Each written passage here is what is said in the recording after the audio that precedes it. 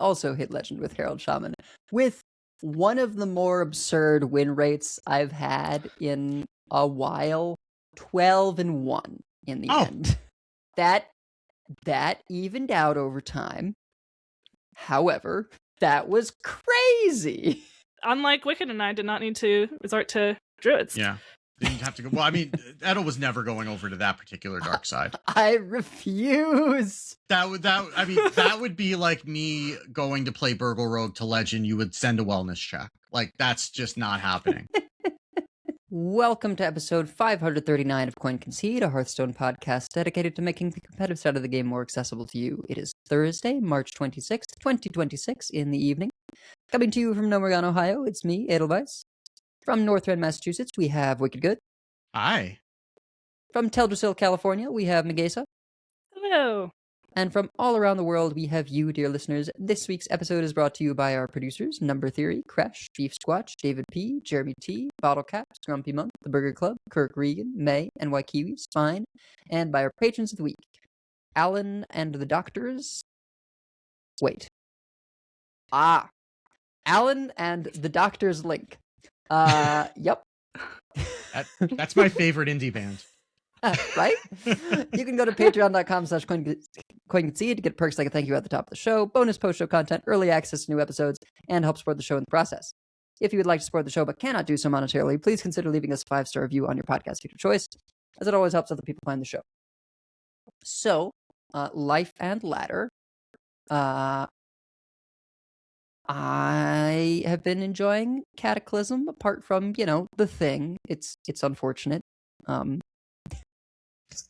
Is that what we're calling Druid now? We're calling it the thing? That's it? Imbue Druids. Yeah. Yeah.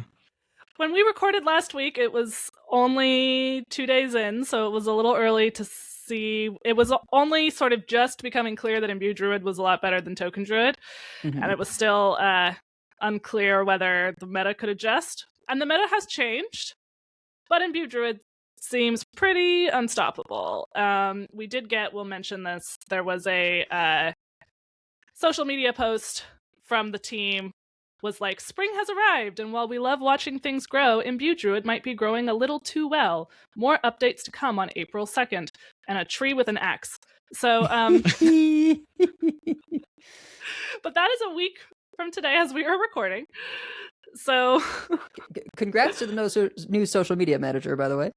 We're just doing all the news in Life and Ladder, huh? Like, that's what we're doing now? We're just going to leave you nothing to do? All right. We're just stealing your whole bit, Wicked. It's all right. We're touching, and then you'll fill in the details. It's foreshadowing. Is that what you're saying? Okay. Yeah. Oh, it's been try and beat Imbue Druid, and was working on the, like, how do we target this deck? And the answer is kind of you can't. There's like better and worse things. Sometimes you just get got because they have the aggro hands. I think before the show I was saying how I was playing a burn mage, which often goes well because I can go over the top. But they had a double shatter hand, and the druids are, unless they get unlucky, it's like pretty easy for them to combine those. And if they have a living roots, like, that's just an insane play to go, like, living roots, innervate, summon 2/2/2s, and they all have, death rattle, summon another tree. GLHF, yeah. It's like, yeah. And it's like, look, I got my arcane flow, but, like, I don't have another AoE. It's like needing 2 AoEs in a row. That's really or I guess. And sometimes even 3, but yeah. We've lost all the means of handling that, right? Like Immolation Aura's gone, right? Because you could, if Demon Hunter doesn't have the capability of this right now, but with the spell damage, Immolation Aura could do that. With Shelnado still can. Shelnado can do it, but that's like the only one. But there's the Warlock spell that does like 4, then 3, then 2, then 1 or whatever. But that's 6 mana. You're dead. That's 6 mana. Shelnado, you need the armor, and you've lost safety goggles, right? So you're not generally Shelnadoing on 4. Corpse Explosion's gone. Repackage is gone. I'm just gonna say it. This wouldn't be happening if Shard and the Naru was still around. I knew that was coming. I almost said it for you. Yeah. Yet another good holy spell. I'm sorry, Decimation is... I was maybe a little too optimistic. Like, Decimation is much more narrow than I sort of realized. Like, the Imbue Druid actually just gets things too big too quickly for Decimation on 6 to... Like, on 6 is maybe the only time it'll work, and they need to have a wide enough board.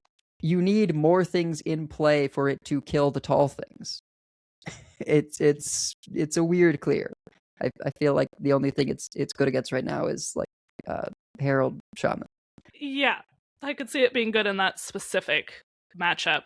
I think when we had recorded last time, I was climbing with Token Druid and Face Hunter. I don't think I had quite hit Legend yet.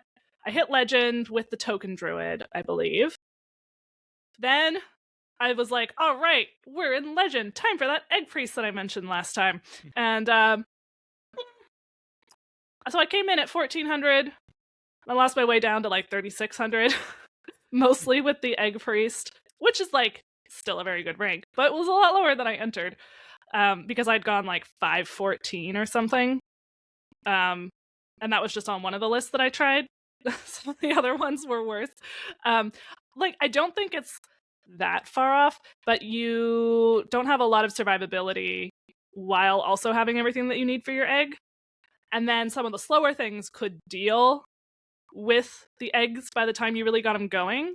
There was even one where I was sure that I had them. It was a DH, but then they played the Black Knight and killed it. And then they played Kane when I summoned another one.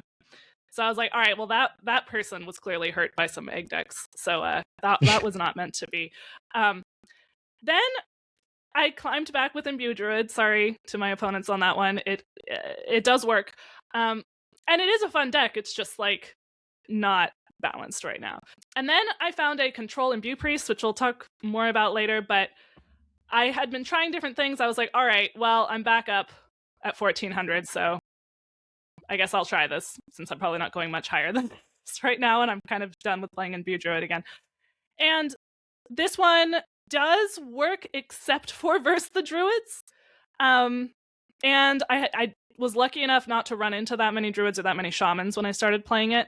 I only did one shaman, and I did lose that match. And apparently, it's not a good matchup against shaman. But if you draw correctly, we have a ton of healing, and we can just run things out of stuff. And then, like, there's like 2 win conditions. There is the classic control game. This would make Wicked Good happy. Run them out of stuff. And then there is the I do actually need to kill them if I can find Atiesh. Like in the mirror, you need to find Atiesh, you need to find Ruby Sanctums, you need to actually kill them. And multiple cleansing clerics. Yes, if you can get extras from your Imbue, that would be great. In the faster matchups, Medivh's Triumphs is really good, but the problem with Imbue Druid is that you need like both of them. Like I have one against Imbue Druid, but like on games where I had both Medivh's Triumphs and my Eternal Firebolt, and got like a Lunar Wing Messenger played early, and you know, and like Devouring Plague right on their first board when it still works, and like like if you get the exact right draw and they don't have a double shatter hand, you can win that matchup, but it's rough. So maybe in a later patch it will be better positioned, but I will talk a little more about it because I don't feel like it's that far off.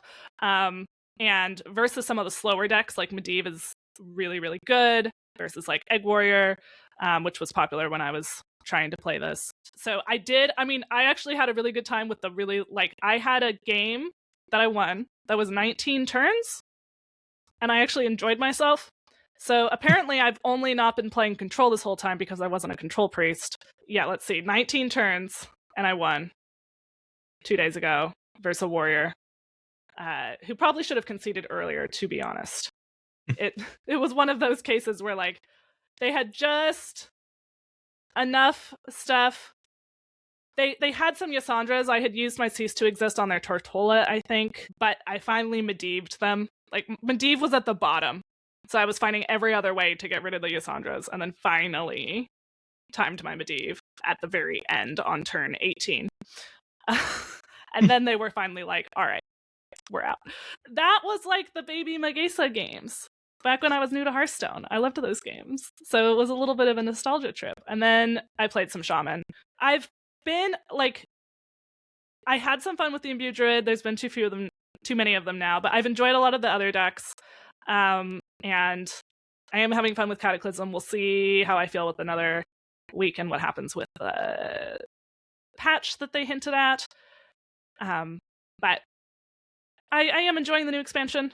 I'm hopeful that there'll still be some good aggro, but I'm also interested in trying some slower decks potentially to spice things up too.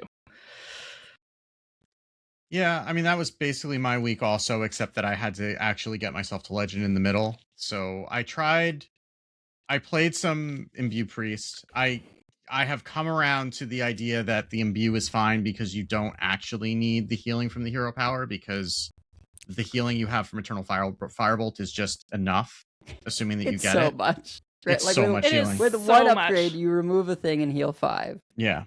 Yeah. And you get or to do 7, that every turn. Or whatever. Or 7. Yeah. Or 9 if you're lucky. Like, And very occasionally with the Imbued Priest Hero power, you find another of the 4-drop. Yeah.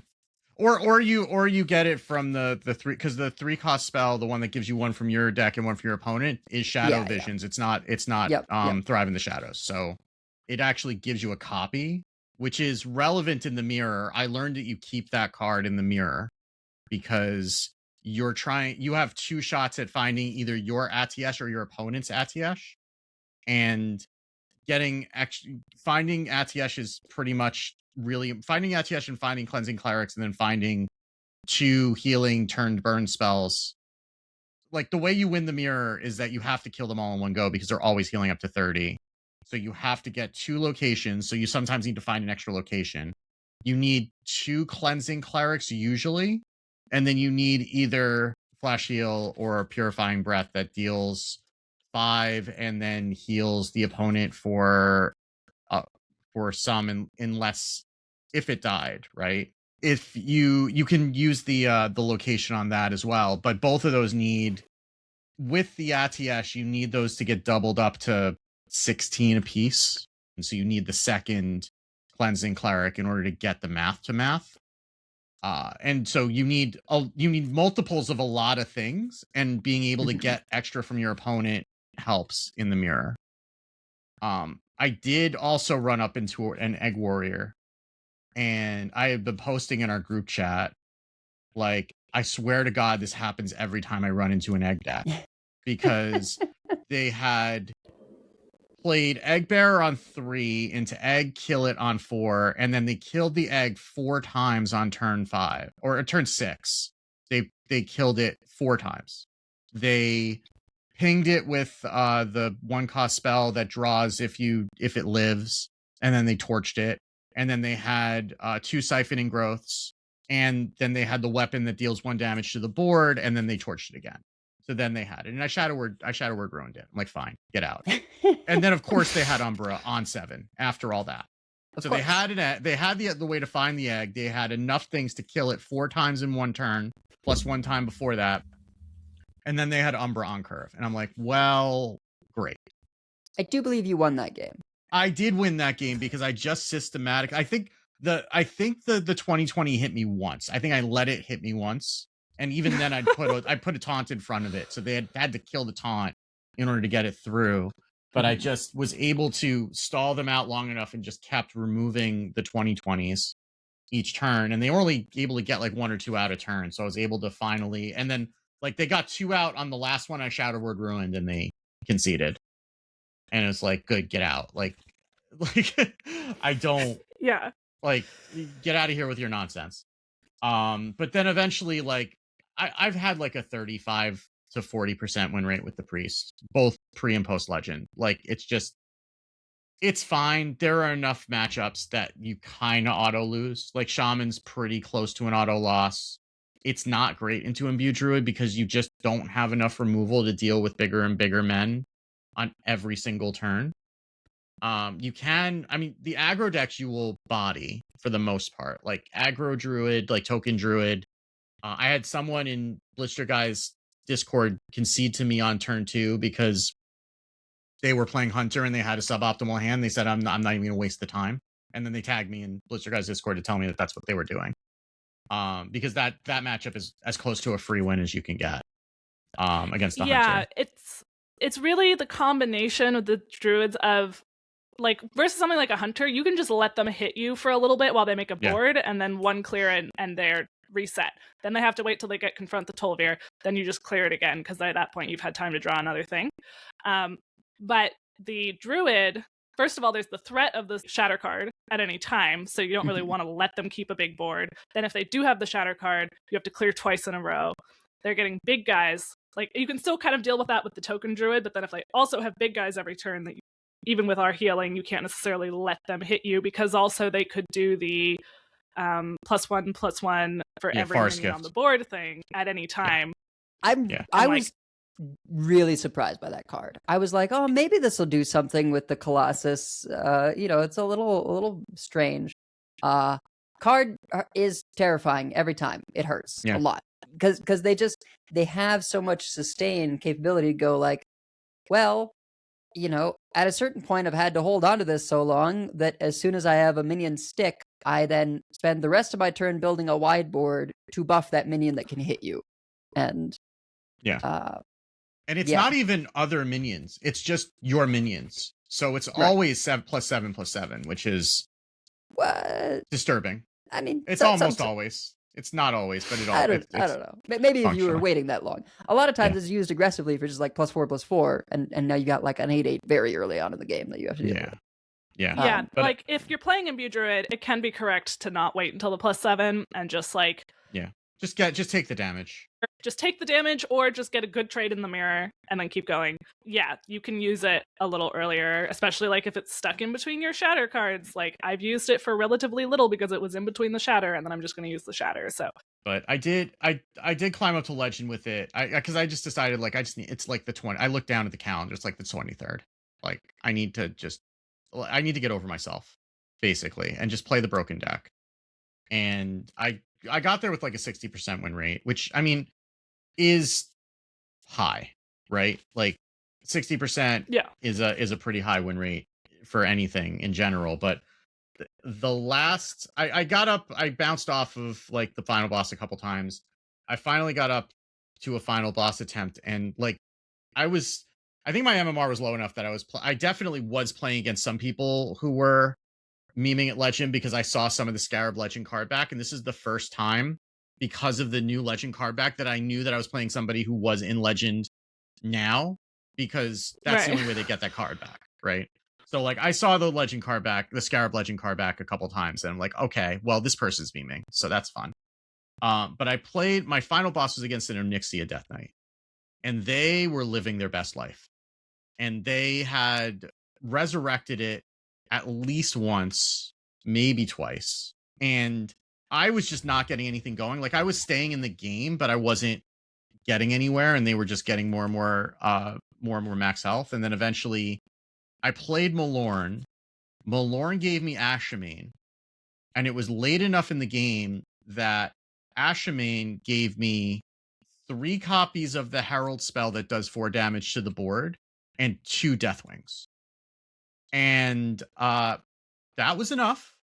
that was enough to get through, and I was just able to just keep. They had used up a lot of their removal at that point, and also having 2 Deathwings is more Deathwings than you ought to have. It's 2 more Deathwings than you ought to have in Druid, but it's 1 more Deathwing that you ought to have in like anything, and it was just enough to be able to keep clearing their board and just pushing damage, both with the hero power and whatever stuff I had left in the tank. And I got there, and I was just like, okay, now I can go back to memeing with Priest. And now I don't care. Like my MMR is what it is. I'm not getting to 11x. I'm okay. I just want to be happy, just healing myself. That's living my best life, and it's okay if I'm winning at a 40% win rate. It's fine. I'm fine. Everything's fine. This is fine. I'm fine. Everything's fine. I'm like almost going, it's a problem that I'm up at 1300 because it's so close to 11x that it's hard to justify just memeing, because it would be real nice to have 11x next month, because then it'd be easier to meme next month. But also, like, I'm not necessarily guaranteed the 11x, and maybe I should just like play things. That was the reasoning behind me playing Egg Priest, and I did have fun trying to make it work, even though eventually the losses did kind of get to me, and I had to move on to something else. And I was glad that I had a good luck facing opponents with the Imbue Control Priest, and that I didn't hit that many Druids for a while. I think, given that the VS report that just came out today was like, just play Druid, it may be a little harder. Well, it depends, because where I am, I don't think people care, and they're just happy to, like, a lot of them are, I'm at like 4,000 something right now. So I think a lot of people are just like, it's what's today, the 26th? It's the 26th. Like, there's 5 days left in the season. I'm far enough away from 11x that I don't care, and I'm just playing whatever. And I mean, it's a fair number of shamans, but like, I don't think people are necessarily, where I am, are as concerned about climbing at this point, because they're just like, I got where I got, like, whatever. I just want to play things, which is also, games are supposed to be fun. I know that's a controversial statement sometimes, especially when we're talking about ranked ladder, but games are supposed to be fun. And if you're not having fun, then, make your own fun, Just as long as you're not doing it with Rogue, then it's fine. I did run into like 3 rogues in a row today. Oh my god. I think I was mostly successful versus them. I won 2 out of 3 of them. The last one was just like not meant to be. They got the Paladin Shatter off of one of their heralds, and then they played it with Sinestra, and then everything got +2/+2 in Divine Shield, and I had been ready to clear their board with Deathwing, but that doesn't work when they all have Divine Shield, so I lost that game. I was on the Shaman for that one. And I have seen some Shamans running like Lightning Storm, presumably for Druids, but I was just playing the VS list, which does not have that, and I think it's a strong list. And also, I do want to say, like, if you're listening to this and haven't been playing a lot, the Imbue Druid concentration is much higher the higher you go. So it will not necessarily be this way for everyone in every pocket meta. That's important to keep in mind, see what you're actually facing. Yeah. Even if you're climbing through Diamond, like, you're going to hit Legend players. And they are super not going to be playing Imbue Druid probably at those ranks, at the ranks where you're facing them. So even there, you may not see like 100% Imbue Druid. It's not like it is. Like, I guess I should check I was about to say a number that was based on anecdotal evidence that I really should just double check. It's actually gone down since we reported on it last week, according to HS Replay. It's 24% of the meta at Diamond 1. I think last week it was like 30%. So it has gone down, and it actually, there are more Herald Shamans at Diamond 1 than there are Imbue Druids, interestingly, over the last day. I think that the Herald Shaman got sort of figured out a little bit, and you can sort of adjust cards depending on what you're facing. Yeah. Like, you can go sort of more aggressive lists, or you can go these ones, which I'll talk about a bit later. Like, when I was in a pocket where I wasn't facing so many Imbue Druid, honestly, I was running like, Lightning Storm and Hex, because there was a bunch of egg stuff, right? And so that's why I had the Hex. I did quite well, because the Herald Shaman is just very, very good at putting up, like, because the soldier gets to be a 4/8 later on. Yeah, like, that's very hard to remove. And the thing that adds 2 1/1 rushes to your hand, quite good. And sort of lends towards an almost sort of more controlling-ish kind of style, in that it makes a thing to put next to them to increase their attack, and as you get later on, like, you can clear some serious boards with like rushes, particularly if you maybe discover like the Voltaic Swarm or whatever that summons 2 1/1 rushes. Like, there's a lot of stuff you can do with the. We'll take charge. Is that it? Something like that. The one that overloads you for one. Yeah. Yeah. I think things are developing, but it's clear that the Druid is just too strong and is holding a lot of stuff back. We will have to see. Like, I'm guessing, like that's not staying that way, right? There's no. The reason not to do anything right away is basically, well, we just gave a bunch of people these free cards and welcomed them back to the game. Like, welcome them back or brought in new people, right? There's a lot of promotion of bringing people in. And I think that that's kind of the argument for, like, let's not do anything like now, because you've got a whole bunch of people that part of why this is so popular is everyone has it. We touched on this last week. So now that it's clear that the meta has not adjusted, I expect that next week they will do something about Druid. And that is when we will really see what the true meta is, because I think any stats out of this week don't mean much, right? Because Imbue Druid is holding down so much. Like anything that they actually have a surprising amount of taunt. And so, like, things that want to go face are not, like, super able to do that with the hatchery taunts helper that they present. Yeah. Yeah. So, like, that. There's no consistent angle to attack it on, I think, is really the main right. issue. You can't really out-control it.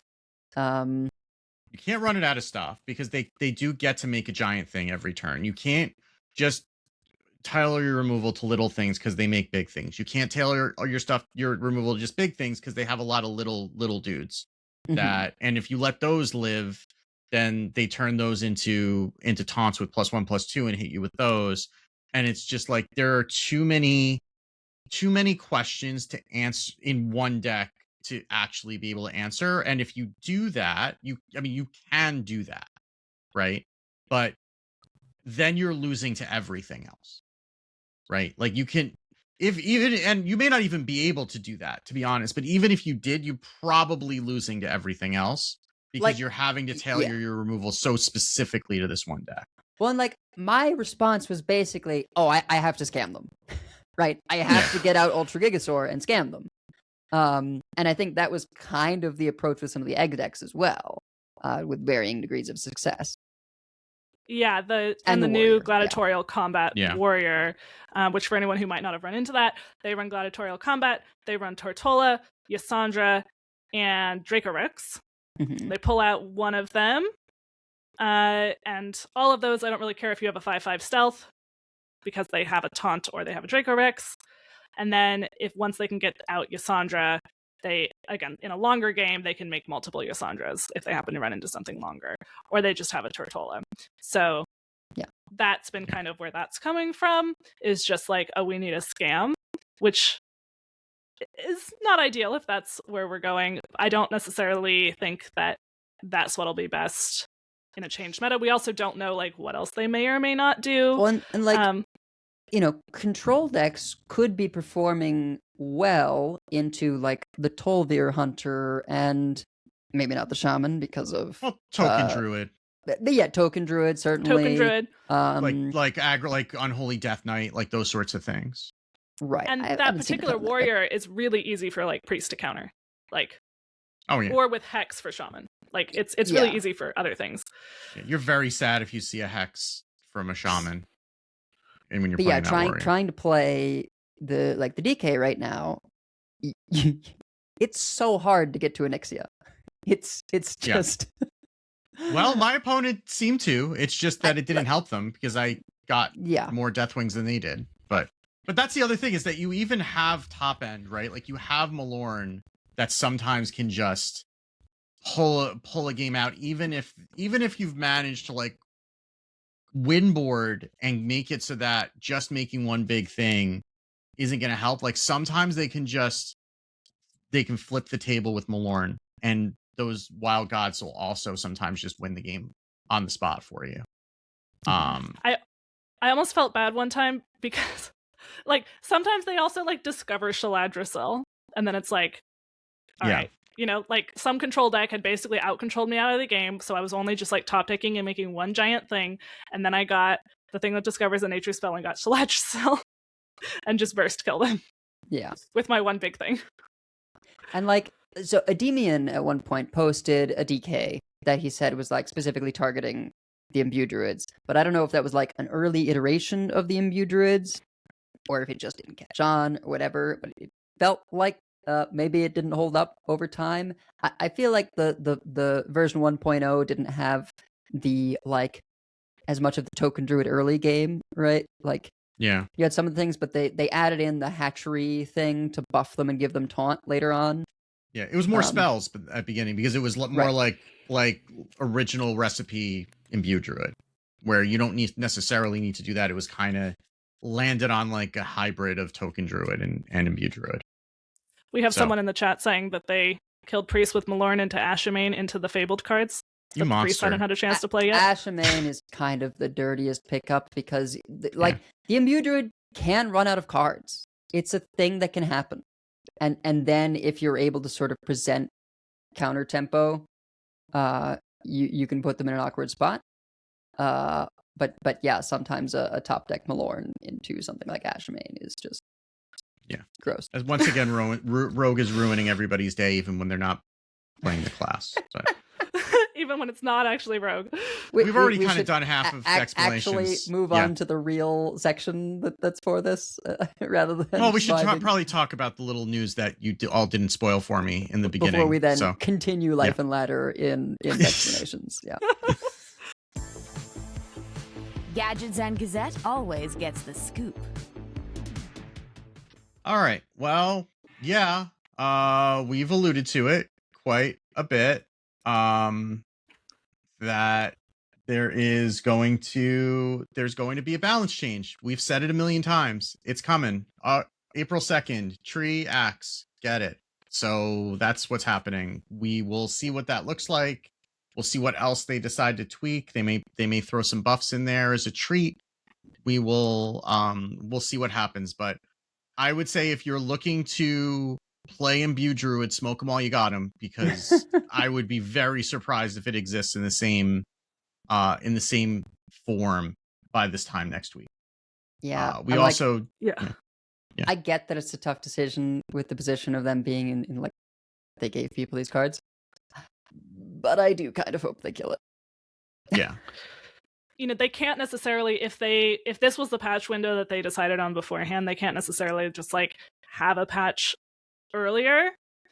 And often people have wanted, you know, often we've been like, we should have somewhat later patches and let things settle, which has often been the right thing to do. In this case, it would be nice if we had balance changes earlier. They could theoretically just ban Hamul for a week, but for all the reasons that you were saying, Edel, that it is a lot of Imbue Druid at higher ranks. It is not, at least at the moment. This might change over the next week. A ton of Imbue Druid at lower ranks. And it feels bad to have your card literally banned out from under you, if that's the deck that you've been playing. So I can understand that reasoning, but it is frustrating, especially for content creators at the top of the meta. It's also worth mentioning that the ban process is real confusing, and it's going to be even more confusing for people who are just coming back into the game and then they go to queue up this deck that they have all the cards for, and they literally cannot queue, and then they think that the game is broken, right? Because the actual like, hey, we've banned a card out from under you interface has always been kind of a band-aid, and it does not very well. Look, we saw this in the pre-release Tavern Brawl, where they banned out a bunch of the cards, and then all of a sudden people were like, well, why do I have to retire my run? Why can't I queue a game? Because it doesn't tell you that that's what's happening. It just says, hey, you know, or it'll tell you like you've queued with an illegal deck or something like that. And it's like, well, no, it's not. I was just playing it 15 minutes ago. What the hell happened? What do you mean it's an illegal deck, right? So like even the process of banning of an emergency ban is not really compatible with a whole bunch of people coming back into the game, especially given that that's one of the decks that they're very likely playing. So I don't envy the team just because they're always trying to juggle a whole bunch of different priorities, and like they're never going to make everybody happy. But it's worth keeping in mind that, you know, we are both the hosts of the show, and if you're listening, you're more engaged than the average Hearthstone player, and even some competitive Hearthstone players. And it can be a bad experience, and it could, I mean, if you're just running into that when you're first coming back to the game, you may just put it down and never come back, right? So it is kind of a delicate thing that I don't envy the situation that they're in. But hey, at least given that if they do need to announce it, we do have a new social media manager who can go and control that. So Peter Basuka, who is I don't know that he's someone that we know from our community, but he's been in social media management for other games. And he says that he's been a player for the past 10 years and calls this his dream job. So we're happy to have him on the team and welcome to the game. And hopefully he'll be able to do some good things with the socials for the game. I just keep posting on Blue Sky, please, and don't just post on X, and we'll be fine. So we did have a small hotfix roll out today as we are recording this. We had hotfix 35.0.2. They fixed an issue where Cho'Gall's arms can stop applying his effect after they took damage. That's a weird one. And also, Gen could fail to transform after some cards had their cost changed. Like, well, they say Aviana, which is nobody's playing Aviana, but Prescient Slither Drake is a legitimate use case where that could happen, where it goes from 8 down to 4, or 7 down to 4 rather. So it's changing from odd to even, right? And that could throw it off. So it's still treating it as odd, even though it's actually even in the hand. So they fix that now. It'll treat it as even if it's 4. Yeah, that's what it sounds like. Also, Ultraxian was displaying the wrong Herald numeral in some cases. This is something I found very confusing when I was playing Shaman and did throw me off. So I'm glad that was actually a bug and not just me getting old. So, I mean, not that I'm not getting old, but at least it wasn't I'm not, losing my mind, which is nice. And they fixed an issue where Confront the Tol'vir generated by Planted Evidence could repeatedly recast itself. So Planted Evidence is a 1-cost nature spell that says discover a spell, it costs 2 less this turn. So theoretically, you could get into a loop where you play Confront the Tol'vir, which replays Planted Evidence, which replays Confront the Tol'vir, which replays Planted Evidence, and now we're in a commander game. So yeah. Amazing. Yeah. So they fixed that. That's not happening anymore. So good. That would be, that would send me, I'm sure. So thankfully that is not happening. It's bad enough when they get the Mage Arcane Missiles beast, right, which is a 1-drop, and then also puts Arcane Missiles in there. Yeah. But then the second after they play Confront the Tol'vir once, they will get another Arcane Missiles to go in the next one. Like, there's some silly stuff. I'm surprised that or maybe they haven't. I just don't have this skin. I'm surprised they haven't gotten any of the Mage skins to just yell, "I cast Arcane Missiles" every time that you play it, because that would be hilarious. They should. We should request that. I mean, I'm sure that one of them probably does, but I probably just don't own it. It's probably one of the diamond ones that I'm too cheap to buy. But anyway, there is also, this is not in the game proper, but if you are a user of Hearthstone Deck Tracker, there is an update that went out today on PC that is changing. It's actually not changing the Mulligan overlay. It's a new premium feature. If you pay for HS Replay Premium, and you don't need to pay for HS Replay Premium in order to use Deck Tracker. You do need to use it in order to use a lot of the site features, but you don't need to use it for Deck Tracker. But this is a premium feature in Deck Tracker where it's going to change to this like gauge view, where it's going to show you from red to green, like whether it recommends that you keep or replace each card in hand. And unlike the existing overlay that we're used to at HS Replay, it adapts based on the other cards that you're keeping in hand. So if you click on one of the cards to replace it, you will see the bars change on the gauges of the cards that you didn't throw back, to show you how that changes when you make the change. And then if you hover over it, it'll tell you a little bit of information about why you would want to consider keeping it, or why it's giving it the score. Like the one that they have in the example on the Reddit post that we're showing on the stream. If you're watching live, it's saying that the card interaction is plus 21%. They're showing Sanguine Depths, Stonecarver, and Stadium Announcer. And they're saying that top players keep Stonecarver 21% of the time when Sanguine Depths is also offered. So it's like the base. So it's showing not only the keep rate, but also the keep rate with another card in hand, which has been an ask for a really long time. And they finally managed to crack it, which is awesome. Cool. So and then there's actually, it'll tell you like what the arrow, there's like a decision arrow, which is like the little thing on the gauge telling you what it recommends you should do. There's the shadow bar that shows how it's affected by the rest of your hand.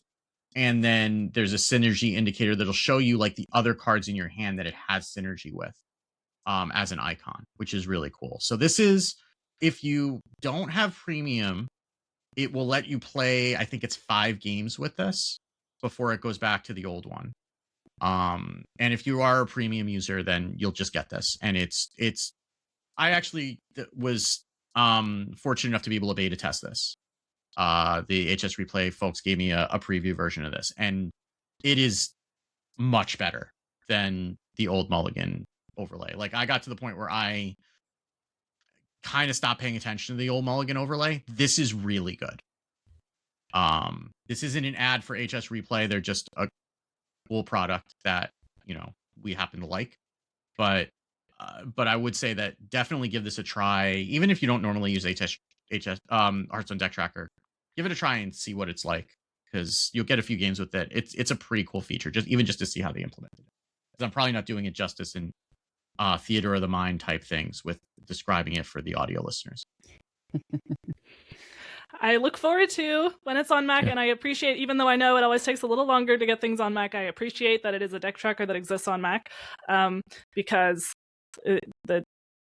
it's very useful for me to have one. And even though I do now have a big fancy PC with an incredibly ridiculously large monitor, sometimes my husband has to use that for actual work, and B, I can't lie on the couch with it, so it's nice to have it on my Mac laptop. So and the features do make their way there. What if you like remote terminal in from the Mac to the PC? Especially when he's using it for work. Honestly, like, I could just be like, hey, you can do your work. This PC is powerful enough that you can totally be doing your Excel and all that stuff, and just have Hearthstone like in the corner with the sound off, and I will remote into it, and it'll be fine. It's fine. This is quality time together, is what this is. Yeah, then you can watch me lose and tease me about it later. Though, I mean, you'll have the game on mute, but he's not going to be able to mute off you, like, cursing out your opponents when they screw you over. He was like, when I'm losing, I've made fun of myself when I'm losing, with the sort of like, and I can't believe that they got an Asherman off of their Mandalorian, and then he's like, you have to do that on the show, that voice that you do. Because I'll be like actually doing it, and then he looks over at me, so then I do the funny voice version, because he's looking over at me. So yeah, but it's, even though on the show I really try to project a non-salty persona, and I think that is healthy, and it is often true. It is not always true. I am a competitive person. I would not be doing this if I were not a competitive person. I mean, look, who among us? I've been sometimes down here in my office, in the basement, where no one can hear me. Just a sailor, right? Like, the most foul-mouthed insults, venting my frustration. I have told the monitor in my office to F off multiple times over the past week while climbing to legend. I will also admit that. So, yes. Yeah, I'll be like, you gotta be kidding me. We are a family show, or at least a show that you can listen to when your kids are around. So we'll leave out the details. I'm sure that you can fill it in with your own imagination and whatever you have said, probably yourself, listener. If you haven't, I don't believe you. We'll just put it that way. Yeah. All right. So anyway, I think we should move on from the news to telling other people how they can do things that are slightly more productive than cursing at their monitors when confronted with a meta such as this. What?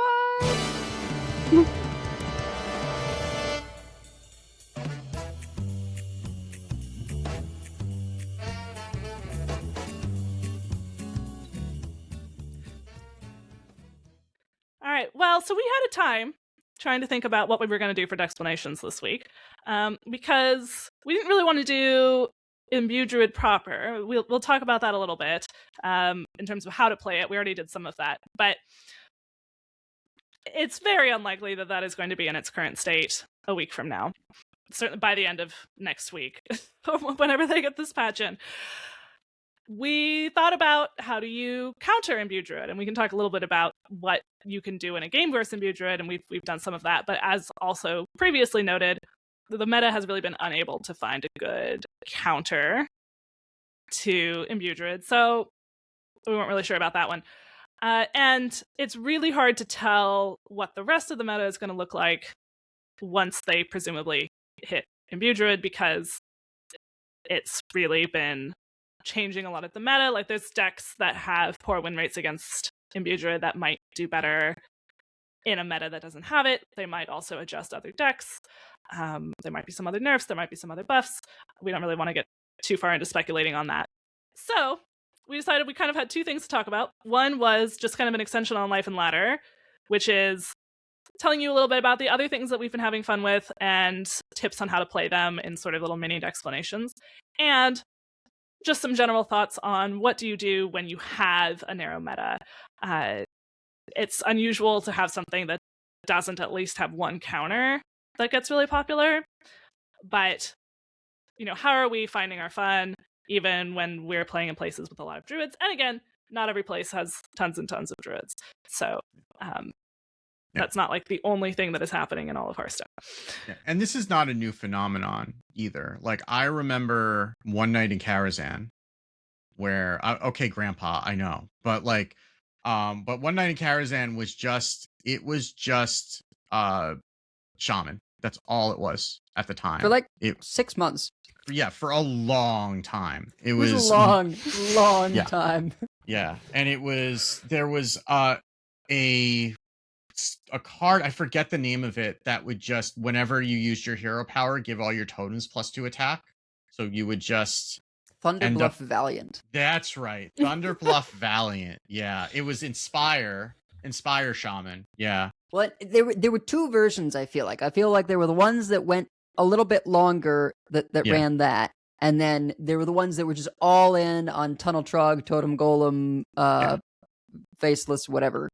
Because they did nerf something in the middle at one point, and they just replaced one shaman with another. 4-mana 7/7 meme, right? Yeah. And I remember playing Shadow Form Priest because it gave you a hero power that you could pick off a totem with and not let them be able to build up a whole board of totems.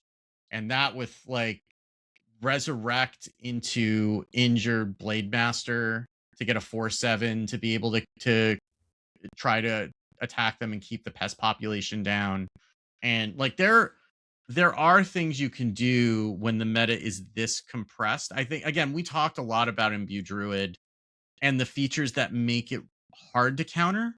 It's not impossible, but it also, it's not great for climbing, but if you really hate it, you can just scoop and go to the next one, right? And that's also a valid, if you're not concerned about actually, you've climbed to wherever you're going to climb to, or you have gotten your MMR to wherever it is, you don't really care about trying to get into 11x or whatever, or stay there or whatever. Like, you can just you're messing around at a ranked floor. Yeah, you can just scoop, and that's perfectly valid, and like nobody's gonna know. Other than your opponent who's just like, okay, whatever. I guess they just had. I did that today because dinner was ready, right? Mhm. Like it wasn't even like I had a bad matchup. It's just like I started a match and then I realized I shouldn't have when my wife texted the family group chat that dinner was ready, and I just scooped, and it's like it's fine. It's one game. I think there is. I would probably recommend like at least seeing where their hand is at, because it's even a bad matchup is usually not worse than like 1 in 3 games, which is better than none. But if your mental health needs you to not play that, then that makes sense. And also I think in terms of losing ranks, if you've been to a place before, you can get there again, even if you drop now, right? Like that's something that I've had to learn, especially with legend ranks, was if I've been to 1400 a number of times, I can go down to 3500. I can't necessarily choose to go back to 1400 whenever I want. Certainly can't do that, but I'll get there eventually. Yeah. Once I settle down and get serious. Not necessarily as soon as I get serious. Yeah. I was gonna say, assuming that you're willing to do the things that you need to do in order to get there, but like if you've done it enough times, you kind of know, or if you've gotten, I mean, even if you just gotten to whatever rank it is, right, and you're not there right now, like the things that you need to do in order to get there typically, and whether or not you want to do those things is also a valid question, right? Like I probably could buckle down the next several days and get myself up to 11x if I really tried to, but I also have PAX East this weekend, so I know that's 2 days that are gone, right? And it's also like I just want to have fun in the game. I don't want to be like banging my head and getting salty because I'm not getting there as quickly as I would like or whatever. Like it requires a lot of focus that I might not have, and a lot of time that I'm going to have to put in. Like it's going to have to be like making that my day job for a couple of days. And it's like I could do that or I could not, and then still like just have fun with the game and then not burn out on it, because that is also the risk when you start doing stuff like that. Yeah, it's important to like there's a difference between having a goal and knowing that you know what to do to get to a place and feeling like you need to get there. Because I was definitely getting a little salty when, after I stopped playing the Egg Priest, I was trying a few different things and it took a while. Even with Imbue Druid, it took a few games for me to get my sort of mojo back and start winning again. And so it was like everything I play, I'm not winning with. Sometimes it happens. Even with the Imbue Druid, which I mostly had a good win rate with, the first couple of games were just not the right games. So, and also, it's not like it's a very good deck. It's not a trivial deck to play, right? And it does actually gain percentages at higher ranks, which is part of why it's been so even more at higher ranks, which shows that there are complexities to playing the deck. There's stuff to learn with it as well, like learning things like if you have like Hamul or Malorn in between your shadow cards, just get a wide board and play the Soul of the Forest side for 3 mana anyway. Or maybe you just kind of need a little bit wide stuff and then the like buff +1/+1 for each thing, so you play the other half of the shatter. Like that card is so good you can play them separate if you want to. And they're 2 spells, right? So they also help your imbue anyway. I lost a game versus a druid who paid 6 full mana for both of their shatters. It was also, to be fair, not a great draw for me. I have heard if you spend all your mana, you'll win the game. So, they were just spending all their mana. It's fine. They were spending even more mana. They must have had either Hamul or Malorn in between, because otherwise it would be easier to just play the thing. But anyway, yeah, I mean, I think I probably talked enough about this priest at the top. I think the key to playing the priest is recognizing what type of matchup you're in. If you're against like another priest, then like Wicked was saying at the top, you really are just trying to find your combo pieces as fast as possible. And if you're against something board based, which is most things, you're thinking about when is the latest time I can clear, and what is the smallest clear I can use. So very sort of typical control thinking, the kind of thing that I learned in coaching with Wicked Good way back in 2021. Yeah. I mean, this is a really good deck to learn the concept of life as a resource, because you do have the ability to get it back. And so it makes you a little bit more willing to utilize your life as a resource that way, which is what made Warrior so good for so long too, right? That you can afford to, sometimes it's correct to just pass. Or I mean, if you've got an Imbue down, then just like press the button, get something off the Imbue, play a minion. They'll probably trade it off, especially if it has lifesteal. They'll super trade it off because they don't want you to be double lifestealing from it or whatever. But like, if you have a Medivh's Triumph, like, you can lose by using that too early. Like, that is, you know, I mean, you can also lose by using it too late, to be fair. But like, that is a nuclear strike against a lot of the decks in the meta. And learning when it is right to deploy it, knowing that you only have 2 of those, is a real skill testing part of the deck. And I think that's actually really good for, if you want to learn control. It's rough out there right now, but this is a good way to learn it, because this is one of the better control decks. And like, there is actually an attrition game plan against a non-trivial number of decks in the meta, which there has not been in quite some time. So I won more games through attrition than through damage. Like, and then, you know, in my sweet time, I kill them with the Ruby Sanctums. Or some of them, I actually kind of used all of my heal things, or like either to heal myself or with the Ruby Sanctums to kill minions. And then I was like, all right, I know what's in your deck and you don't have anything. I would recommend, like, you know, if they have a board of small things, like Kaldori Priestess first, if you have it, then clear it with Medivh's Triumph. Unless you think that there's going to be a big punish for that, like on the Paladin. If you're facing Paladin, sometimes that can be dangerous if they might Nozdormu, but so it does require kind of thinking about what they might have, and also whether you are going to lose anyway if they have it. But if once you've gotten the imbued hero power, sometimes I would start with that to see if I got, like, before I use the clear I'm thinking of, if I'd have enough mana to do both, I would imbue hero power first to see if I got a different way to deal with it, so I could save my card in my hand, for example. Or if you're in a somewhat slower matchup, you're looking for extras of important cards, or maybe you're looking for an extra Eternal Firebolt. Other times, if you know you have to play this card, you play that first, and then you use your hero power at the end, and maybe you get another flash heal or something to use on your face.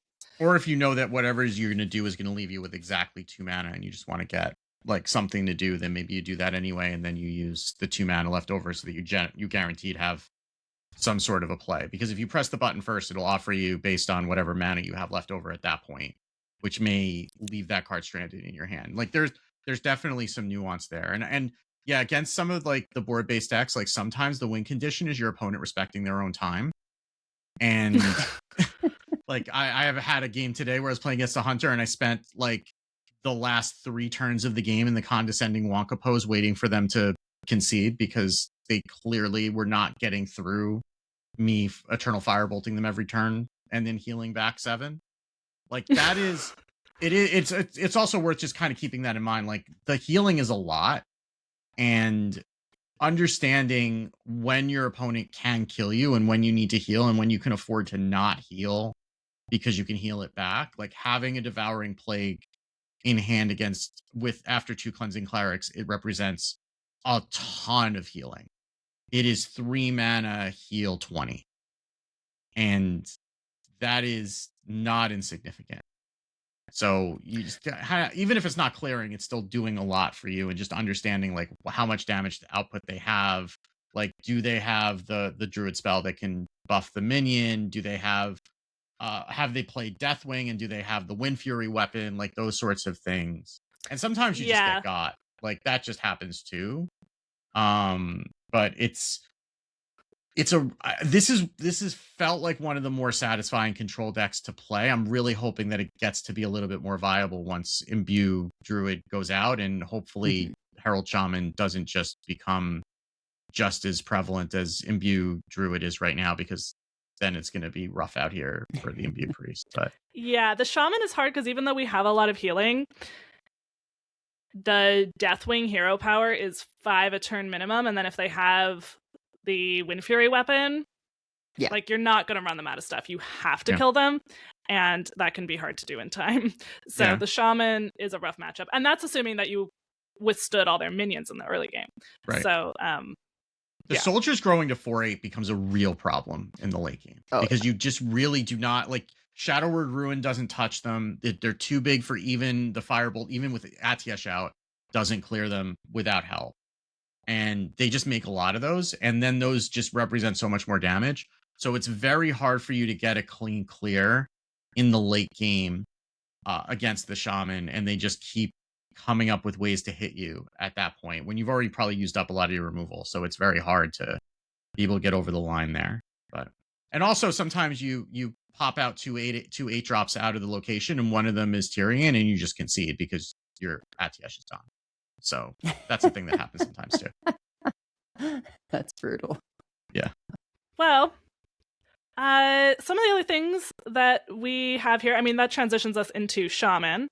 I played some games with just the VS Shaman, which is slightly different than the one that we have here on stream. The one we have here on stream has Lightning Storm, so I think that's probably teched in for Druids.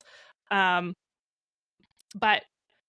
very similar list in general. Turns out it is important to run Muradin. We were not sure about that last week, but it really does give you more inevitability when you do face slower decks. It works really well with Deathwing, it turns out. When your hero power is 2 mana, get 5 attack. Yeah. That's 16 damage from hand twice equals 32, which is more than 30. I did the math for you, so you wouldn't have to do the multiplication. And that does add up real quick. And the Witch's Apprentice, which is the 0 mana beast, 0/1 taunt battlecry, add a random shaman spell to your hand, is just good with the Heralds. And also it's a good thing to get off of Flight of the Firehawk, because the 0 mana 2/3 is not bad, that you can play when you Flight of the Firehawk.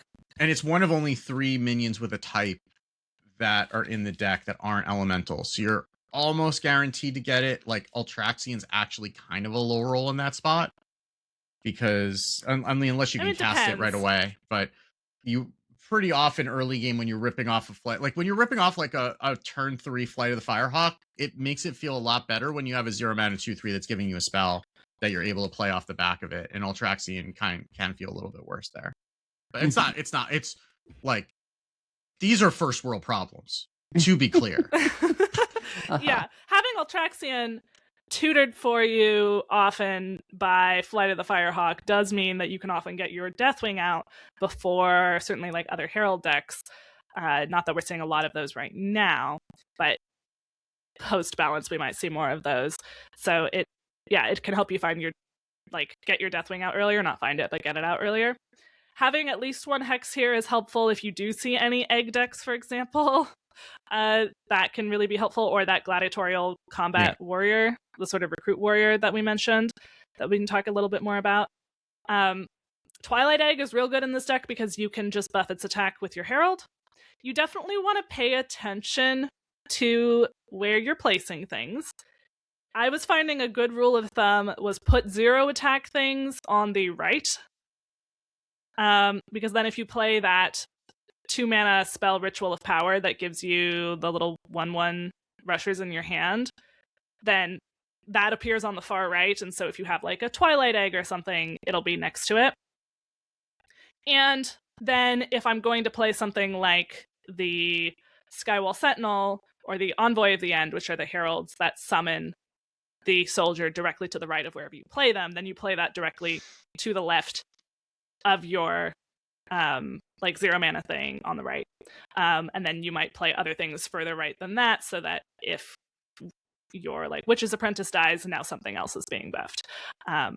So it can be a little tricky how you're positioning things, or you might attack with something and then play something in the spot, attack with something while it has a buff from the Herald, and then play something in between that and the Herald that maybe has taunt or something, so now it has the buff.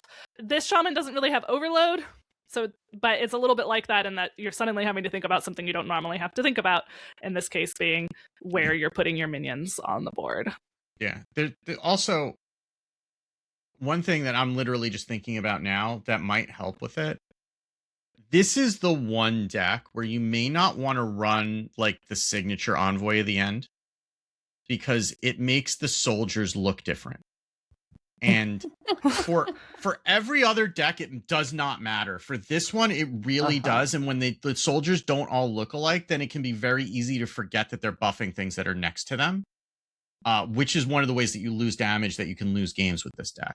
So if you're struggling with that, especially because you're like mixing up what's a soldier and what's not, try just using the regular copy of Envoy at the end and not the signature. That is an interesting point there. Yeah, it's, you know, because often it's really easy to just go by art. Right.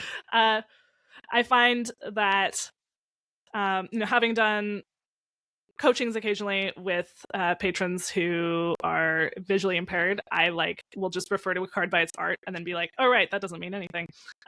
What is this called, actually? Because I'll just be like, oh, play the frog. And you have to know, oh yeah, Witch's Apprentice is a frog. So, or worse, it's like the Tauren or something, and it's like who would know that was a Tauren? So yeah. So if the art's going to trip you up, then maybe the signatures might trip you up as well.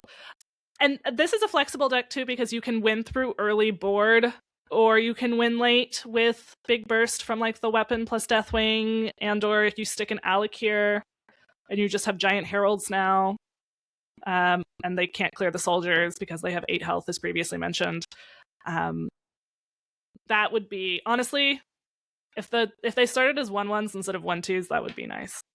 I don't know if they're going to touch this deck at all, but yeah, I mean, I think there's been some concerns about Shaman's position in a post Imbue Druid world. It feels quite strong, and something that I was thinking about in terms of balance stuff is you look at the shatter spells. All of them except the Druid one cost 4, and to me feel like they're functioning as intended, right? Where they feel awkward to play if you're playing the halves, and feel pretty great when you're playing them assembled. And sometimes you have to play the halves and it's fine. But the Druid one feels kind of totally fine to play the halves, and insane if it's assembled. Yeah. The whole point of the shatter spells is that they're balanced by the fact that if you want to play them early, you're paying an exorbitant amount of mana for them. And it does not feel like an exorbitant amount of mana for what you're getting. Summon 2 2/2s for 3 mana feels on rate. And Soul of the Forest, I'm pretty sure that was 3 mana also. It was 4. It was 4 and then buffed to 3. Buffed to 3, right? So it's just Soul of the Forest with upside. I don't like talking about power creep a lot because it's kind of a MacGuffin a lot of the time, I feel like. But when you could make this worse than Soul of the Forest and it would be fine. I think that's reasonable to expect, especially given the rate that everything else is at. Well, and there's the if you discover it off of the Discover a Nature spell that discounts it by 2, both halves are discounted by 2. You can just play them right away for 1 each, or if they combine, it actually costs 0 now because it combines the discounts. Or you combine it into one of the ones that you had naturally, and now they all cost 1, which is gross too. Yeah. Yeah. So I don't know. If the whole thing costs 4 to begin with, at least that would feel a little better. So that would be on my list of, on my wish list potentially. We'll have to see. I guess you could take the nature tag off of it. I don't think they ever would, right? But taking the nature tag off of it would do a couple of things. One, it would make it so you're not getting that discounted off that spell anymore. But also it would mean that you can't run it in Imbue Druid. You would have to make a choice, and that would actually be a card for Token Druid specifically. because if you run it in the Imbue Druid, it turns off Hamul. So that would actually be a kind of an interest. It would be interesting to have both those decks side by side, but have there be real choices between them. Because right now it doesn't feel like there are a lot of choices, because a lot of the good spells that you would run in a token druid are just nature spells. Right. I don't think they'd ever do it. Yeah, I would be careful about that kind of thing, just because it's like they do the spell schools generally based on like what makes sense. Yeah, exactly. Right? Exactly. So yeah. I mean, there's certain things where I'm like, this is a little weird, right? Like or arbitrary, right? Like the one where you discover something from your deck and the other two go on the bottom, right? That's like water, and ebb and flow is also kind of water. The deal 3 if you've played a minion, gain 5 armor. Like those, I feel like could be nature or not, right? Cease to exist feels like it should be shadow. Like, yeah. I guess I can kind of see that it's like a void thing, sort of. So maybe that's why it isn't. But like, if we ever do want to finish the quest, once in a while, by the way, with that Imbue priest, it's running the quest just for Medivh's Triumph, and once in a blue moon against in a really long game, you do actually finish the quest, and that's funny. Usually from things that you got off of the hero power.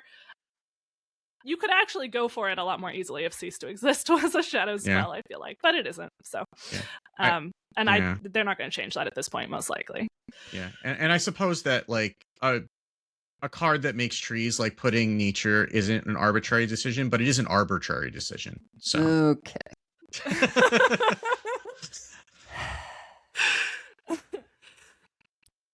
I'll be here all week. Try the veal.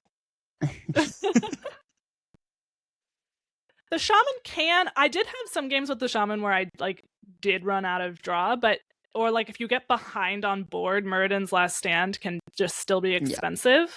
Although again, High King's Hammer helps in that situation. I forgot to say the second half of my things that don't feel quite in line with the others of their kind. There's the Shatter spell for Druid, and then the soldiers for Shaman, right? Like all the other soldiers go from like, a lot of them are 1/1s to 4/4s, right? The Syndergosa, or not the Syndergosa, Sinestra. 1/1s to 4/4s. Onyxia, 1/1s to 4/4s. Rag is a bit different because they go for the high power thing, so it gets to 8s later on, right? And maybe they felt like they need to give these toughness in order to balance that out. I don't know. I think it was kind of being a foil, because it's the other elemental lord. It's being a foil to Rag. I think it's like, well, we've sort of moved past the era of Flame Tongue Totem, right? And so these things do need some power to stay on board. But once you factor in the doubling, it just gets a little crazy, right? And you can't really do, well, it goes a 1.5 to 3 to 6, right? Like and so I think you just kind of have to say like, well, this is also maybe got to be 1/1s, 2/2s, 4/4s, because it has a static effect on board, which is different as well, right? Like the fact that it does 1 attack and then 2 attack to adjacent and then 4 attack to adjacent is pretty nuts, right? Like Alakir is good not just for being buffed by his arms and giving you the 2 big minions, but also if you put it in the middle of your board, you're buffing potentially like 2 things by either 2 attack each or 4 attack each, right? So and those are just like super threatening. Alakir dies and now they're buffing each other, right? It's like, right, they're each like 12 power if they have things on either side, right? Because they have 4 for themselves plus 4 to the left, 4 to the right, when they're fully heralded. So yeah, it's a lot. I definitely wouldn't want them to kill Shaman. I think Shaman is a really cool deck. I like that Shaman seems to be doing well. I just would want to make sure that it's in line with other heralds. Yeah. And maybe other heralds could come up a bit. I don't know. It's also worth saying that Imbue Druid is so heavily warping the meta that we honestly, like, we're looking at it at, like, this is a common mistake that's very easy to make that happens whenever we have a meta that's dominated by one deck. It's like, okay, well, the assumption is that like that one deck goes and then the number 2 becomes the number 1 and the number 3 becomes the number 2, and it never works that way, right? Because the other thing that's happening that you're not seeing is all of the decks that people could be playing that Imbue Druid just bodies, and so they don't try, right? And some of those things may counter something like a Shaman, but we don't know, because if you try to play those things, you run into 3 Druids in a row, and then you delete the game off your computer, right? I mean, this is kind of the experience with trying to play a lot of control things, right? Yeah. That did not quite measure up to Priest. So, like, playing the DK felt pretty rough because there's so many directions you got to deal with. Warrior, I think, is similarly kind of weird position. Let me tell you, definitely at least the Warrior, I think, if you're in a world where like Imbue Druid's gone and you're thinking about the Hunters and the Spell Demon Hunters, I think you can do pretty well against those. Like,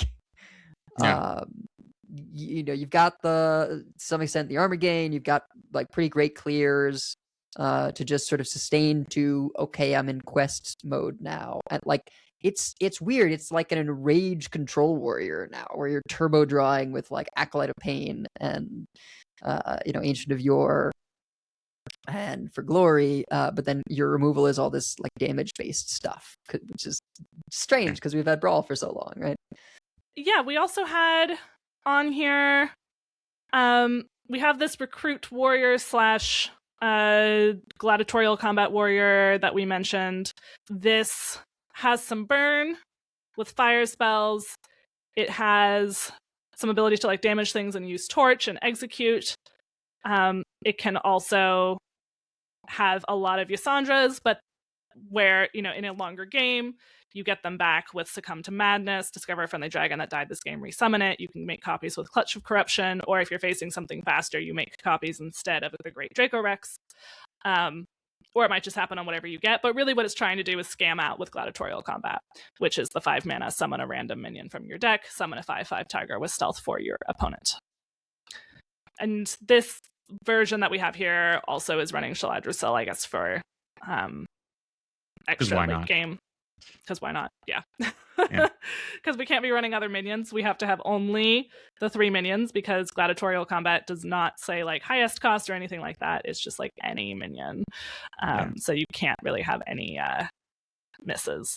And I guess like there. 1 game in 10, you'll hard cast a Tortola with Shaladrusil in hand, and that'll feel good, I guess, because that's the only card that can corrupt it. So sure. Like, I guess that'll happen sometimes, but it does have to kind of line up that way. I mean, you also do have Erupting Volcano that also can do a fair amount of damage with the fire spells as well.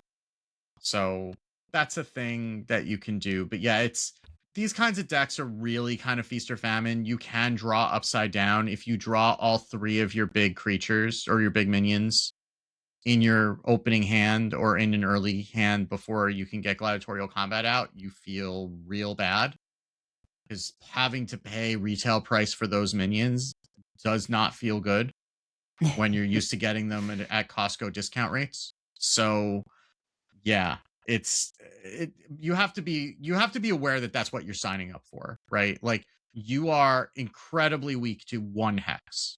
1 hex ruins your day. Sometimes not if you can get the Clutch of Corruption down alongside it, but that also just doesn't happen enough because there's no way to tutor the Clutch of Corruption. So if you can get Clutch of Corruption down alongside Yasandra, then you're chilling, because then you can just make more. And there's also, like, sometimes if you're not careful, you will just not discover a Yasandra off of the Succumb to Madness, right? Like, you have a Draco Rex that'll die. You're going to have the other dragons that are going to pop out of the Yasandra, and sometimes it just doesn't offer you another one. And then it's like, well, what the hell do I do with my life now? Like, so, which is not to say it's a bad deck. It's just that you have to be going into it with the mindset that your deck is going to fail you a percentage of the time, and just chalk that up to the cost of doing business if you're playing a deck like this. Yeah. I mean, a little bit like Gilly in the King Plush Imbue Hunter, although not nearly so egregious as that, but it is a little bit of like, when I can get my scam off, it's really great, and every once in a while, I draw Gilly, and it doesn't work anymore. So... Gilly! I played a little bit of that in the Franken meta, and I was like, oh yeah, this is why I didn't like that deck. Yeah. It can't hurt you anymore. Yeah. Yeah, it can't hurt me anymore. It's all in Wild now. And I'm sure they have other things that they're doing in Wild. I don't know. I haven't looked at what those are. I heard something about there's like more than one deck with the name Hostage in its title in Wild right now, so... Oh no. Or Tax. Yeah. Yeah. Yep. Death and Taxes has come to Wild again, apparently. So, yeah. Should I be playing Wild right now? That's a road that only you can walk down. Someone in the Discord can probably help you. Let you know what's going on. Speaking of things, though, you did put a sort of aggressive rogue in here, Edel. I actually have like 3 different rogues, so maybe if you're interested, just ask. But I do think there's that the rogue has some interesting possibilities when it comes to aggro right now. Just because actually the Herald stuff lends itself towards aggro for rogue, and they got Spy Mistress back, which is the 1-mana 3/1 stealth. So you can kind of go this much more like low to the ground, and of course Foxy Fraud into flashback is great. But you can actually just say, hey, we're not going to run the 5-cost Herald, we're not going to run Ultraxian, we're not going to run Deathwing. That's all too slow. And just be more low to the ground. I was experimenting. I put one in here that has the old Morchi Chrono Daggers thing with Shade of the End Time. 3/3 3-mana 3/3 stealth, spell damage +1. Goes quite nicely with Oku the Unseen. Particularly helpful against those wide boards. Now, granted, that's a hey, I hope this swing wins you the game, right? Because it's also running Double Fan because Shamans.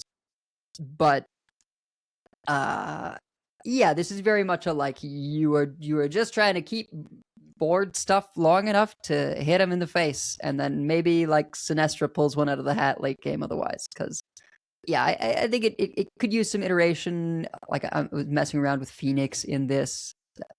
That might not be right. I also have another list that's more of a dark gift direction to use like Cinder Sword. Also, Small Time Buccaneer is back in Standard, and that is just like the aggro rogue card. Yeah, it was Flame Imp for rogue is what it was. Yeah, pretty much. Yeah. I gotta imagine that there like will be something there. Again, I think it's just like it's in an awkward spot. Maybe just doesn't have quite enough tools yet. You couldn't like consistently pull Gen, but yeah, you can do some interesting aggressive stuff with the dark gift things as well. And there you've got the potential to like Creature of Madness can discover Maniacal Follower because it's a 3-drop, and so then you can get more heralds that way without having to play a bad 5-drop. You've got Smoke Bomb discovers a combo, a stealth, Battlecry minion with a dark gift. So stealth again, you could hit Maniacal Follower, the herald.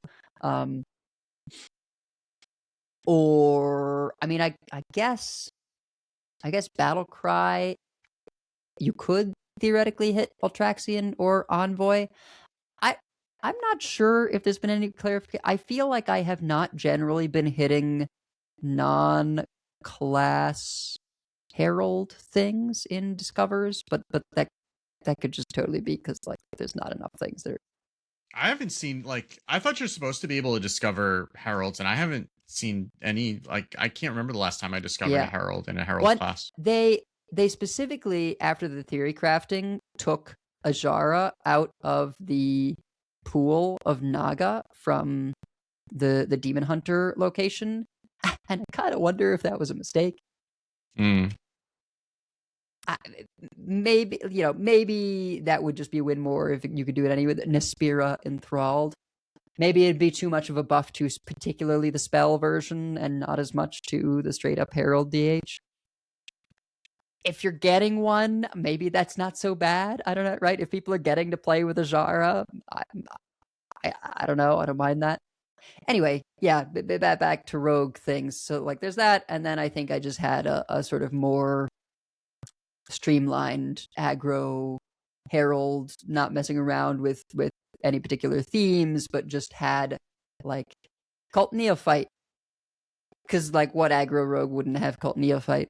I mean, it does seem very good against the Imbue Druids. Right. Yeah, particularly in the early turns, which is when you desperately want to slow them down.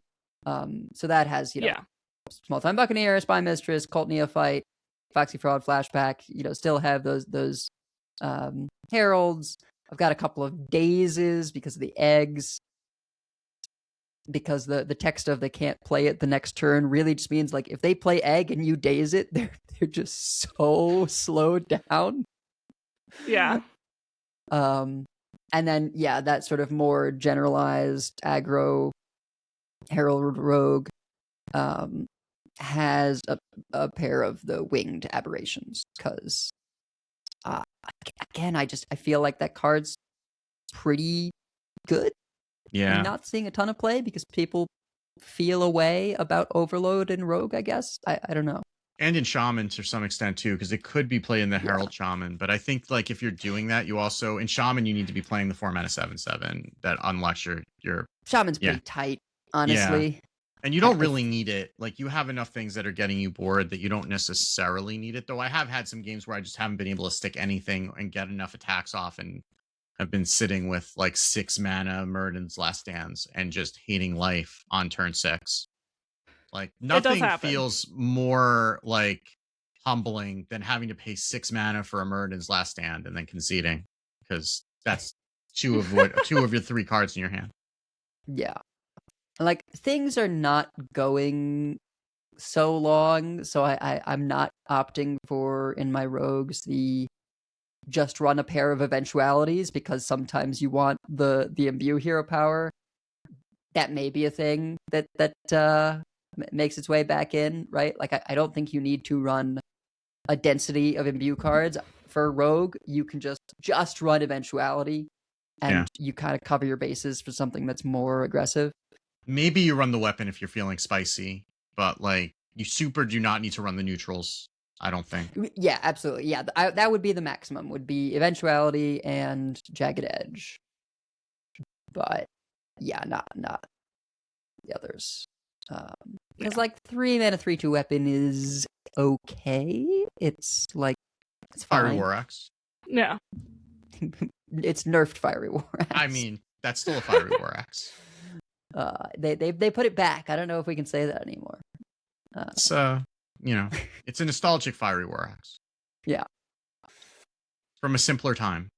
Well, lastly, we have a Burn Mage, which I actually would make an amendment to, which is remove the fireballs for the fire draw spell. Oh yeah, the fire draw spell's real good. Yeah. And we have a lot of burn already. And like you want burn that you can use with spell damage, right? Because a very common finisher is you go Time Twisted Seer, you ping it with your hero power or a First Flame or something, and then just murder them with Arcane Flow plus stuff. More than once. So I'm running Volcanos. No one's running Volcanos. More than once I have gotten the fire spell from Warrior that gives you 3 attack and whirlwinds the board with a Time Twisted Seer or 2 in hand. Oh, hi. And like some other damaging fire burn spells off the Volcanos, and my opponents did not make it.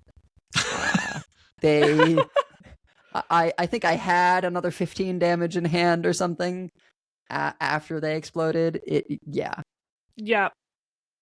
And actually, Zacho agrees with you that Volcanos should be in there. It's much better than it looks, right? Because they actually just can't do anything about the value you get. Like, you are going to get, at minimum, 4 reduced fire spells. Most of the time. like unless they are killed without damage, the appendages are going to give you 2 more. Yep. So yeah, it's felt pretty great. Yeah. And Zako also has Smoldering Grove instead of the fireballs. So not quite the same list, but definitely thinking in a similar vein. Although honestly, I feel like you're the first person I would go to for how do I build a mage that's doing burn damage. I mean, I'm not like a mage specialist, but it is my most played class, and I have missed this kind of mage. It's Well, I mean, I guess our overall advice for approaching narrow metas is one, like there's nothing wrong with just playing the broken deck. If you're enjoying playing Imbue Druid, like don't feel guilty, just play Imbue Druid. It's a deck that exists in the meta. You can play it as long as it exists in the meta. Like as long as you're not exploiting an actual bug, I don't think one should ever like feel bad for playing a certain deck. Wicked has a slight objection to that, which is unless it's rogue. But Yes. but the other thing is, sometimes there will be a counter, but even if there's not, like, as long as you have something where you can be okay with the win rate that you're getting, or you're okay with conceding once you start losing certain matchups, like, you can find fun experimenting with other things, and then those other things, we might be in a better position soon. We'll have to see. We probably still won't even totally know next week, but what the new meta is going to be, because it might have just happened. But I mean, if they're doing it on April 2nd, that's the day we record. So there's very likely we're going to be talking about the 5 games that we've gotten to play before starting to record next week. So, well, we have many folks we'd like to thank. Check out our thanks section on the website at Concede.com, and you also find our contact info, our show notes, and our Patreon information. You can monetarily support our show at patreon.com/Concede. Join us every week live by following us on Twitch at twitch.concede.com. Join our community chats in our Discord at discord.concede.com. Write into our email at concede@gmail.com. Follow us on Blue Sky at Concede. Subscribe to us on YouTube at youtube.com/Concede. And if you'd like some CC swag, head on over to our shop with the link in the show notes. I'm just not doing that anymore. Okay. Fair enough. Not gonna say the link. Yeah. Concedes. I forgot to do this one last week. I assume you both received your packages from Blizzard. Oh yes, but, yes. We'd like to concede to Team 5 and community team and Blizzard. Pretty sweet package this time around. Actually, stand by. I'll go get it. I worn it and then had to put it in the wash. Actually, I do have the blanket, which is. I've got the post. Yeah, here we go. We'll each pull out a different thing. Okay, so you go get the sweatshirt. Yeah. Okay. I have to redo like all the art behind me. But this is like a very, I don't know if I'm getting this on the yeah, I'm getting it all in the window. Like it's the Ragnaros Colossal, like kind of like what they did with whatchamacallit, the Hydrolodon for Voyage to the Sunken City, but it's like the whole like super wide. I had to buy a fancy frame for it because like it's not a common frame dimension. The Deathwing blanket, the Cataclysm Deathwing blanket is just like there's too much image to show on the camera. Yeah. It's too big. It is funny because you're in this long enough and you're like, oh, this is the same people that they used to make the March of the Lich King blanket, right? Yeah, which was another. I don't know if they just always do blankets for the big, WoW lore climactic sets, or if it's just chance. But there we go. Megasa has the sweatshirt, pretty cool. Sweatshirt. More subtle, right? It's kind of this black and red. For audio listeners, it's this blackish red, with the Hearthstone logo embroidered on and other stuff. So the sweatshirt is not like. Obviously Deathwing, right? Unless you understand the vibes of Cataclysm. Whereas the blanket is absolutely. Yes. It took me a second to find it because my cat had stolen it and pulled it off of the couch, and now there is cat hair all over it. But that's okay. Yeah. So she approves of Deathwing. Like I had that visual where she was the Deathwing. Seems warm, right? Yeah, exactly. Yeah, I forgot that I could, because like normally like I have to figure out my outfit for PAX, because PAX East is tomorrow as we're recording this, and like it's one of those really annoying weather days in Boston where it starts out like below freezing and then it goes up into the mid 50s. And like I don't want to be carrying around a jacket or have to waste time at coat check, because it's like coat check is just like mobbed at the beginning of the show when everybody's trying to do that, and then it's annoying having to wait, however long to get it out. So, but that sweatshirt might just do the trick. That might just be my fit for my PAX fit for tomorrow, as the children say. Yeah, they're an interesting fit. It's like, it's not tight, but it's like, I don't know. It's more snug at the sort of elastic parts that I'm used to in a hoodie. Or at least the one I got. I'm sure they'll fit on different people differently. But and then there was also a pretty sweet water bottle, which is not my typical kind of water bottle. I do have that here too. Yeah. There we go. Yeah. And that's just by our powers a combined, quality product, right? Like it's, it just says Hearthstone. It's not Cataclysm specific. It's just a really nice water bottle. It keeps water. If you put some ice in there, it keeps the water cold for a really long time too. Oh, that's nice. That's good to know. Yeah, I haven't tested it out yet, because my wife and I are big water bottle fans. We have them, right? Yeah. we use them everywhere to stay hydrated. But we get the ones with straws, and this does not have a straw, so I haven't gotten to. Yeah, it's funny because I was actually, this is my old water bottle, which you can see has been through some stuff. If you're watching on the stream, it looks like it's been through a war, and it's getting to the point where it's not like flat on the bottom anymore. So it's kind of getting hard to. That's tough. Yeah, I mean, it is one of the self-sealing ones, but it's when it's rocking around on the table, it's kind of making me a little nervous. So I'm thinking I'm slowly transitioning that over to being my daily driver for my water bottle. Yeah. Well, I definitely second that coin concede. I also want to coin concede to longtime listener, patron, NY Kiwi, who has been playing since beta and has his first time legend this month with the new, just in time for the new card back.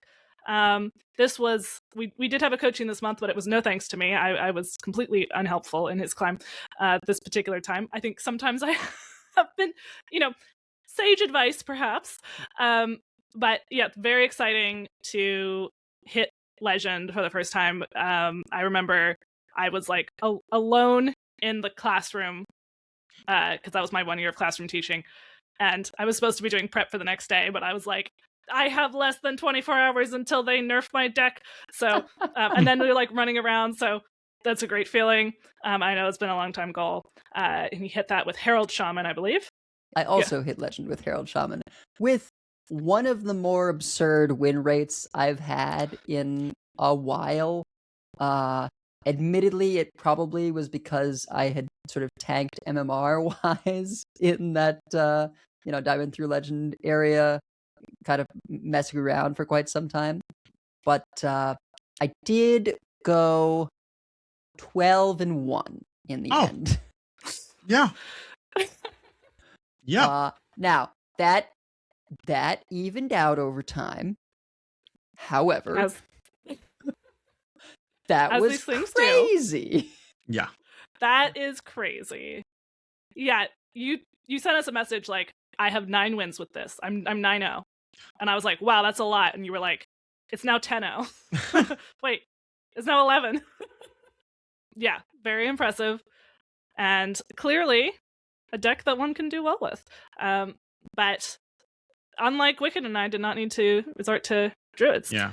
Didn't have to go. Well, I mean, Edel was never going over to that particular dark side. I refuse. That would be like me going to play Burgle Rogue to Legend. You would send a wellness check. Like, that's just not happening. Like, or me with Blood Decay. Yeah, exactly. Yeah.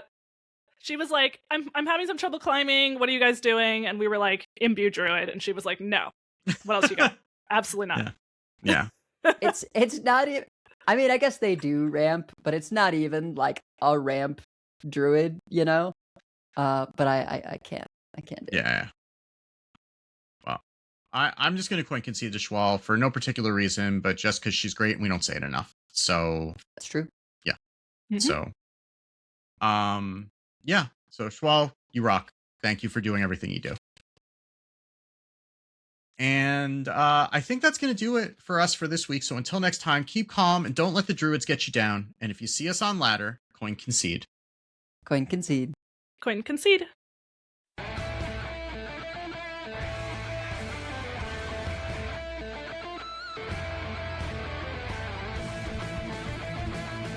All life must end. I yield for now. I concede. Well fought. I concede. You win this one. The victory is yours. You have bested me. I give up. You win this one, friend.